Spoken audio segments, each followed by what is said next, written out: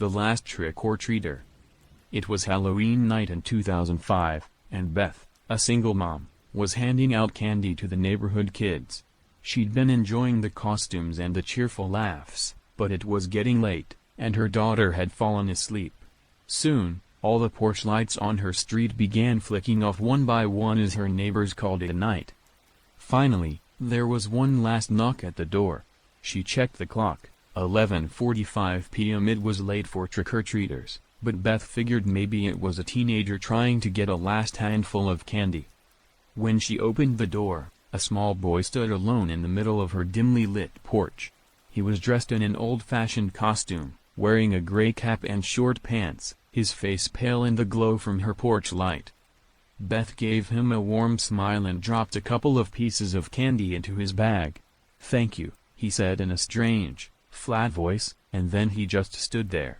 Beth waited a few seconds, expecting him to turn and walk away, but he just kept looking at her, his face oddly expressionless. Is there something else you'd like?"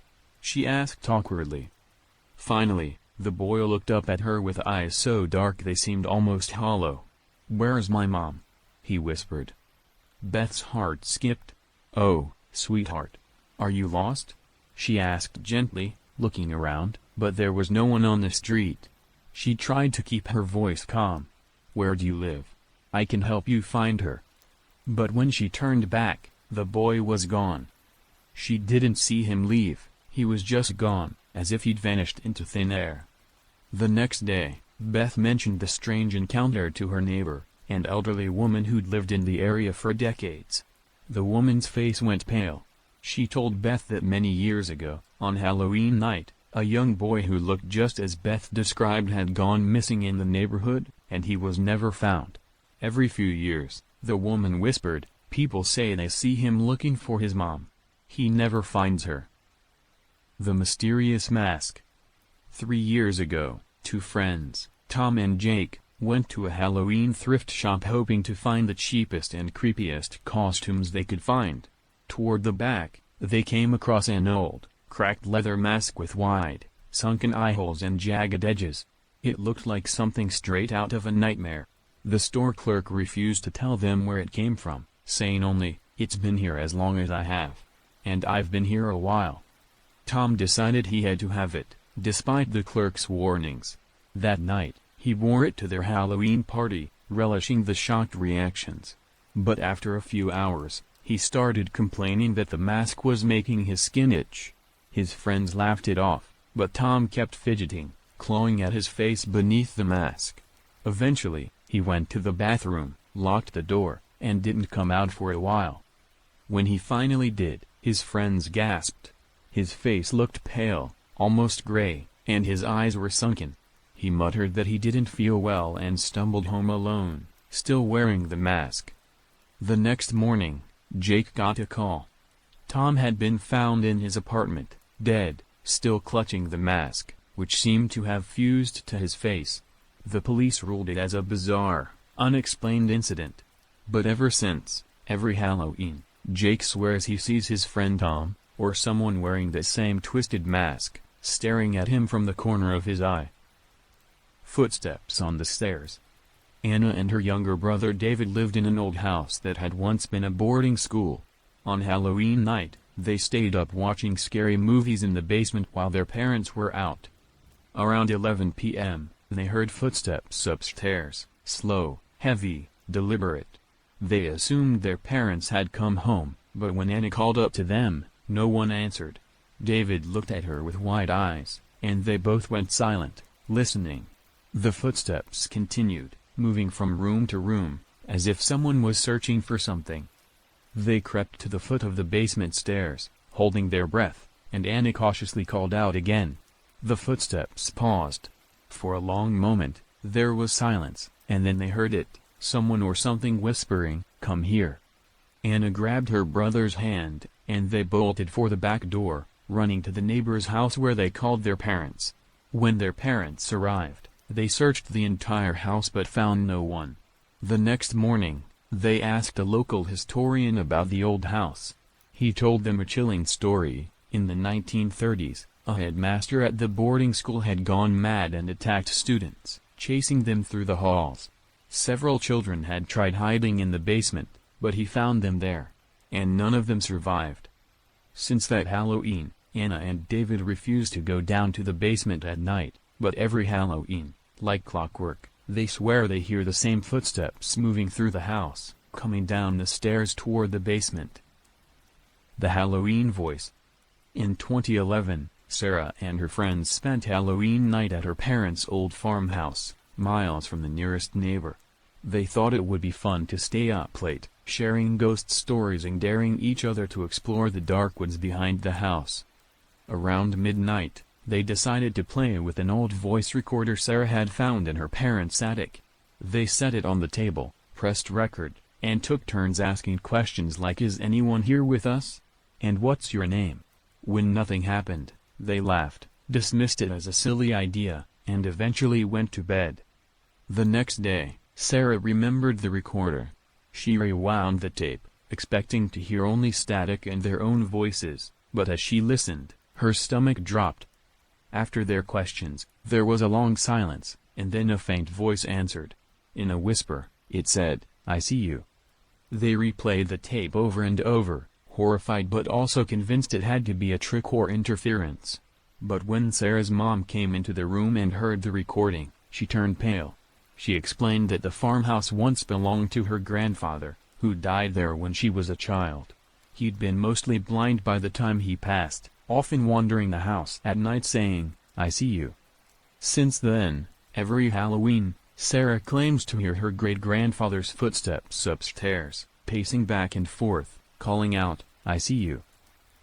The window scratch. One Halloween night, Clara was home alone while her parents attended a late-night party. She'd settled in with a pile of candy and a horror movie marathon when she heard a faint scratching at her window. She glanced over but saw nothing. Figuring it was probably a branch brushing against the glass, she tried to ignore it. But then it happened again. A long, scraping sound, this time louder and unmistakable. She stood up, heart pounding, and pulled the curtain back. There was no one there, only the faint glow of a street lamp outside. Just as she was about to turn away, the scratching started again, this time from the window on the other side of the room. She froze, staring at the dark glass, afraid to move. Finally, gathering her courage, she flicked on the porch light and saw nothing. But as she let out a sigh of relief, her phone buzzed. It was a text from an unknown number, with no message, just a photo. Her heart raced as she opened it. It was a picture of her house from the outside, taken just moments before. And there, in the reflection of her window, was a figure standing right behind her.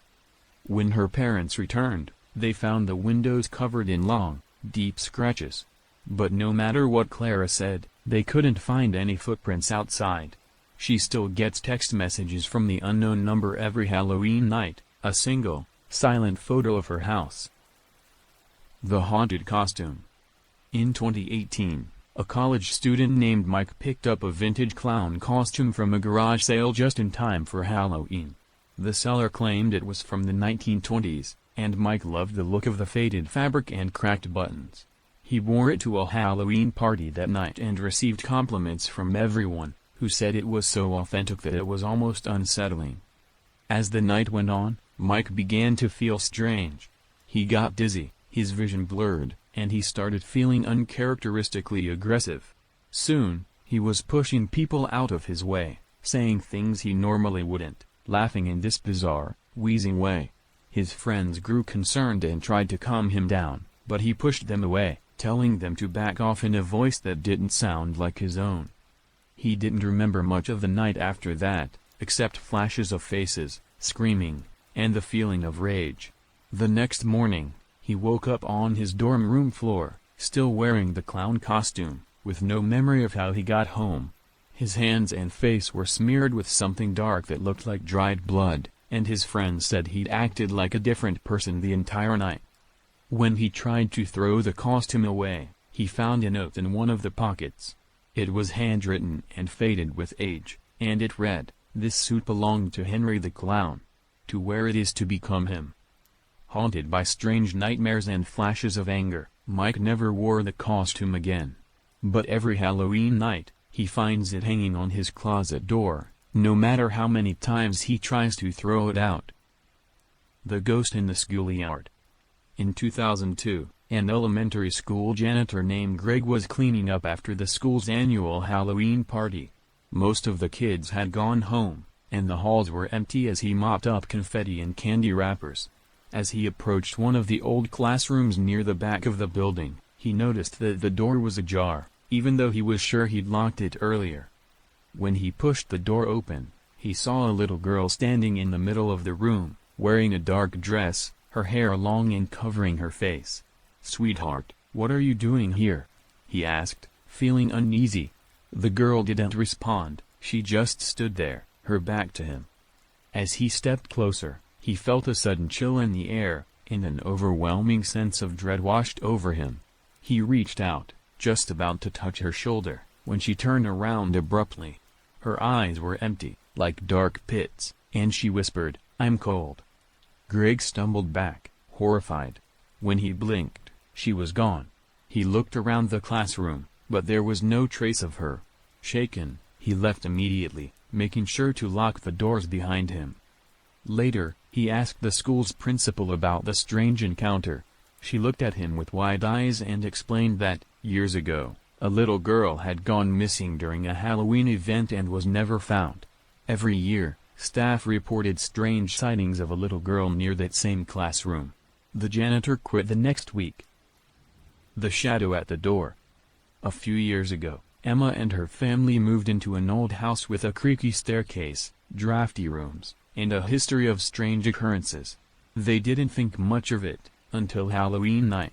They were handing out candy to trick-or-treaters when Emma noticed a shadowy figure standing on the sidewalk, watching the house from a distance. He was tall and wore a dark, wide-brimmed hat. Emma tried to ignore him, figuring he was just a Halloween enthusiast in costume. But the man didn't move. He stood still as stone, watching the house, barely visible in the dark.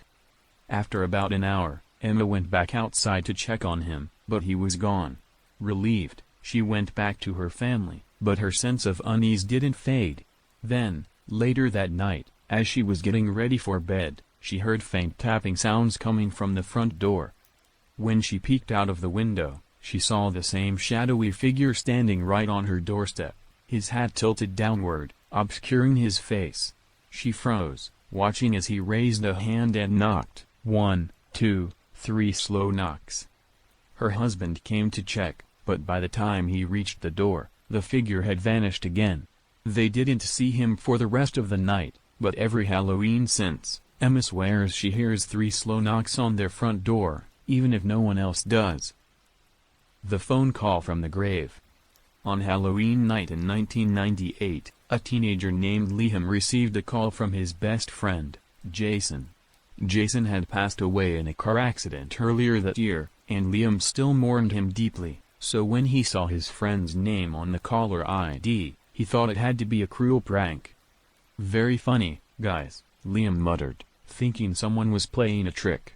But as he answered, he heard Jason's voice on the other end, clear as day. "Liam. It's me." Liam froze, clutching the phone. Jason's voice was exactly as he remembered it, no static, no distortion, just his friend, sounding as real as ever. "Jason?" Liam whispered, his voice trembling. Is this really you?" There was a long pause, and then Jason's voice came again, softer this time.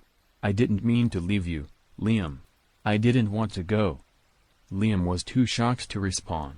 He could hear faint sounds in the background, like the soft hum of wind, or maybe distant traffic. Jason's voice continued, almost pleading. "Liam, I'm lost. Help me." Before Liam could say anything, the call ended, leaving him with nothing but silence. He checked the phone number, but there was nothing, no record of the call, no missed calls, nothing at all. Liam was haunted by that call, and every Halloween since, he swears he receives a call at the same exact time from an unknown number. When he answers, all he hears is silence. And, faintly, a voice whispering, "I'm lost." The Cemetery Stranger.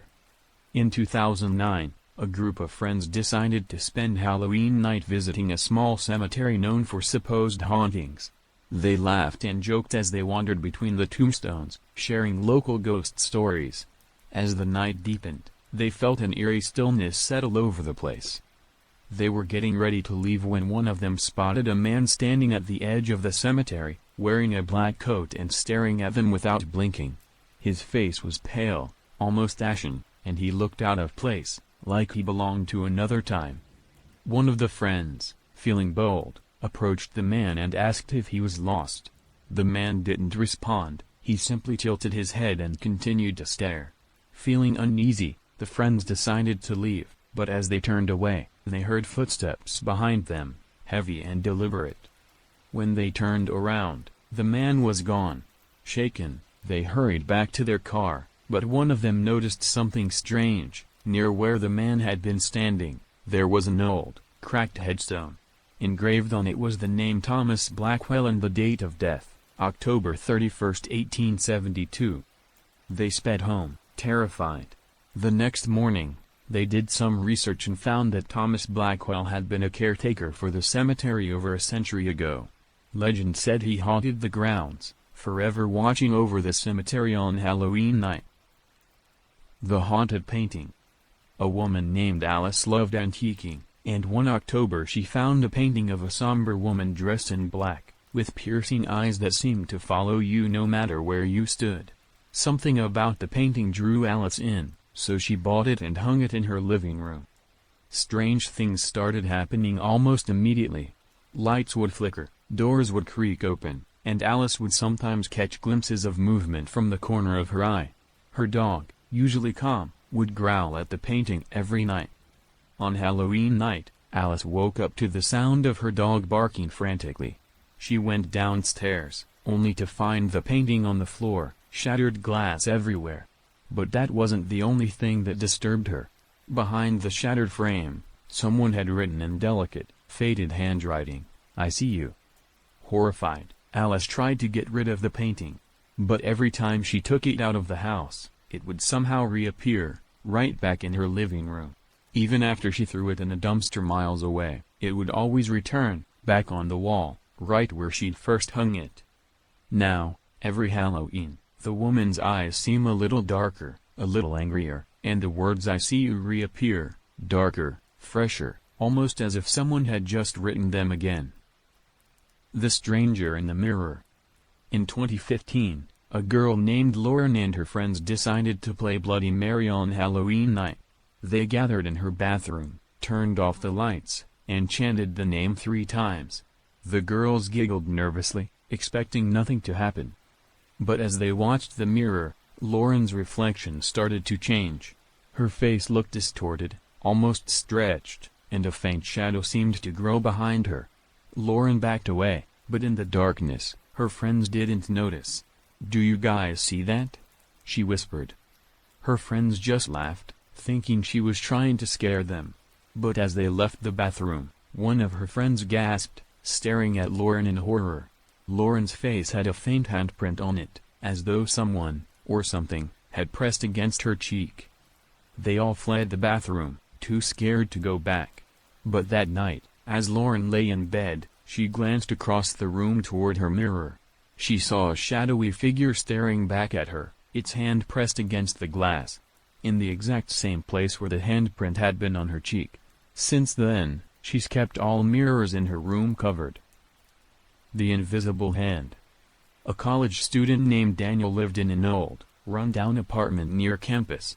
He was getting ready for a Halloween party when he felt a sudden, icy draft pass through his room. Brushing it off as the old windows letting in a breeze, he continued putting on his costume. As he glanced in the mirror to adjust his mask, he froze. Behind him, there was a faint, white handprint on his shoulder, as if someone had placed their hand there and held on tightly. His shoulder felt cold, like it had been dipped in ice water.